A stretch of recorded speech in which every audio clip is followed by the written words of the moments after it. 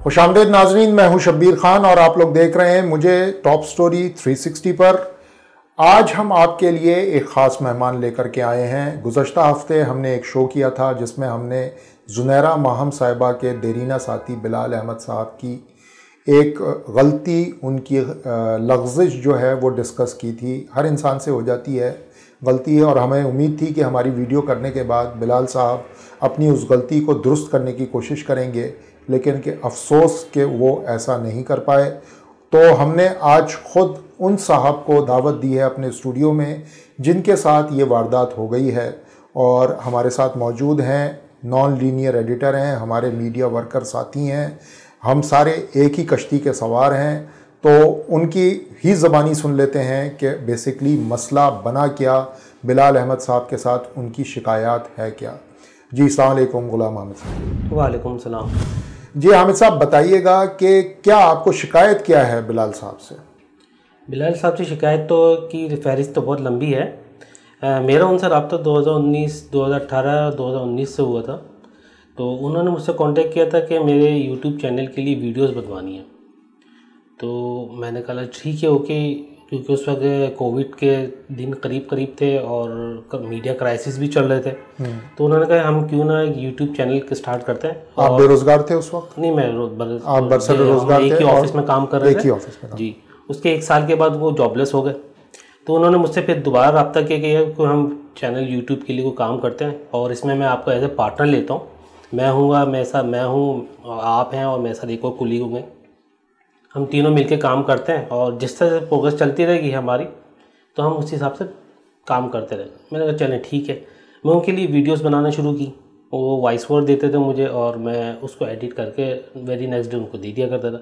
तो ये हमारे नवंबर 2020 से हमने ये काम स्टार्ट किया। ठीक है। अब वो सिलसिला चलता रहा, 3-4 महीने हो गए। मैंने उनको अप्रोच किया कि भाई एटलीस्ट मुझे कुछ पेमेंट ऐसी हो कि मुझे जो रनिंग तो चले, रनिंग होम एक्सपेंसेस वगैरह जो होते हैं वो चले। तो क्यों मैं रात भर बैठ के काम कर रहा होता हूँ और जो भी प्रोसेस है वो उन्होंने मुझसे बोला कि अभी फ़िलहाल तो मैं खुद बेरोज़गार हूँ और आप क्राइसिस भी सब कुछ आपके सामने है, तो जिस तरह ही कोई मामला बनता है चैनल का होता है सबसे पहले मैं आपको पे ऑफ करूँगा। मैंने चलें ठीक है। फिर मैंने कंटिन्यू किया उनके साथ।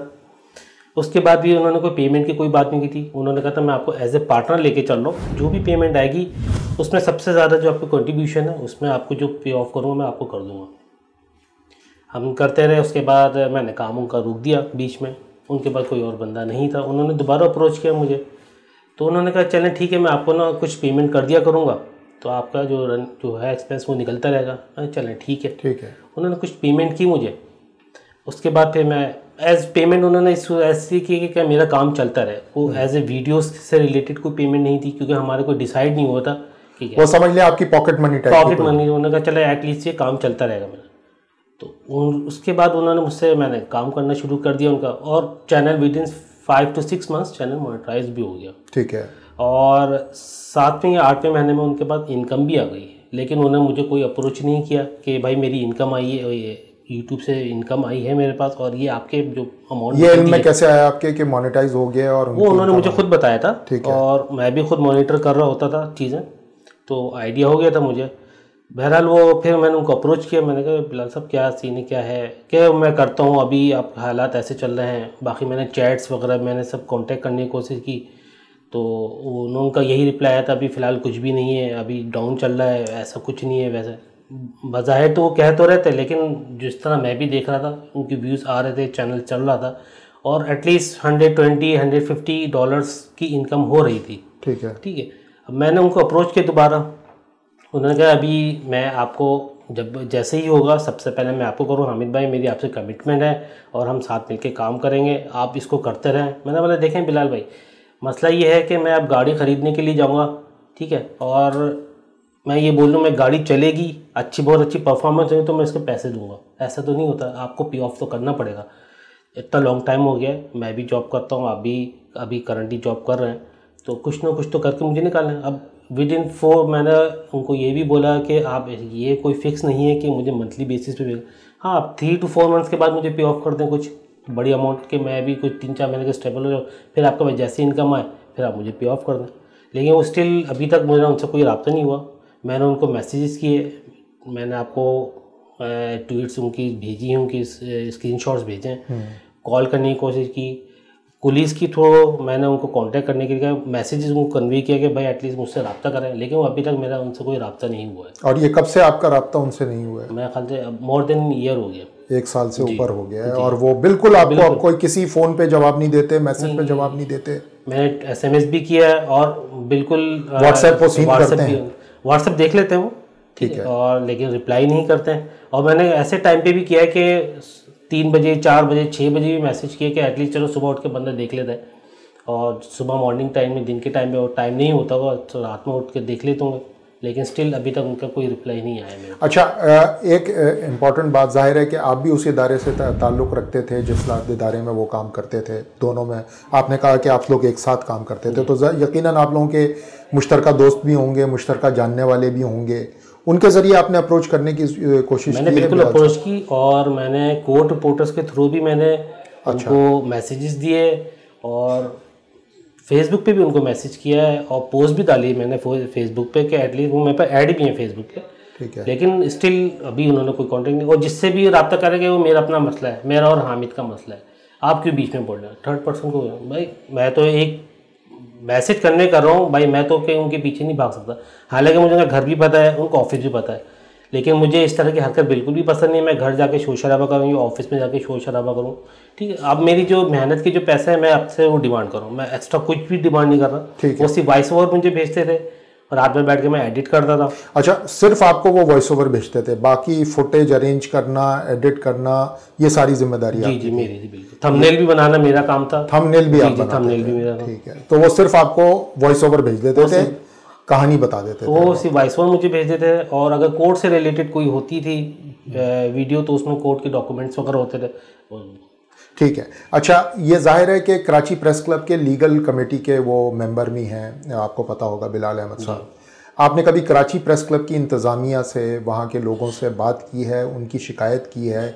शिकायत ना भी की हो तो उनके बारे में कुछ गुजारिश की हो कि भाई आप की ही कमेटी के मेंबर हैं वो, आप प्लीज़ हमारी मदद फरमाएं?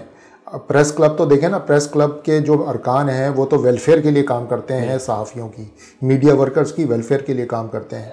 तो उन्होंने लीगल कमेटी में एक ऐसे शख्स को बिठाया हुआ है जो अपने ही मीडिया साथी का पैसा खा के बैठा हुआ है। तो आपने कभी उनसे गुजारिश की है, आपने कभी अप्रोच किया रिजवान भट्टी साहब को जो कि सेक्रेटरी हैं कराची प्रेस क्लब के, या जो सदर हैं फाजिल जमीली साहब, उनसे कभी आपका हुआ है, कभी आप कोशिश की आपने? नहीं, मैंने फ़िलहाल प्रेस क्लब पे अप्रोच नहीं की। मेरा इंटेंशन ये थी कि विद इन अभी जिस तरह का क्राइसिस चल रहा है उसमें शायद वो हो सकता है रब्ता कर ले। मैं अगर चले मैं एटलीस्ट उनको ये बोल सकता हूँ, मैंने आपको 3 से 4 महीने 2 महीने का टाइम दिया, आपने एक दफ़ा भी कॉन्टेक्ट, फिर मैं अप्रोच करूँगा, मैं प्रेस क्लब में एप्लीकेशन जमा करा दूँगा और उनसे मैं बोलूँगा भाई लीगल एक्शन, जो भी एक्शन हो सकता है लें, ताकि जो मेरी जो चीज़ें हैं वो क्लियर हो सके। आखिरी मरतबा कब रब्ता हुआ था आपका बिलाल साहब से? कितने महीने हो गए इस बात को? तो साल हो गया तकरीबन साल हो गया। ठीक है। और उन्होंने फिर उससे पलट के आपके कोई? नहीं, मैंने उनको मुस्तकिल रेगुलर बेसिस मैंने उनको मैसेज किए, दिन में 6 दफ़ा किए, और रोज़ाना की बुनियाद पे मैसेज किए मैंने, लेकिन उनका कोई रिप्लाई नहीं आया।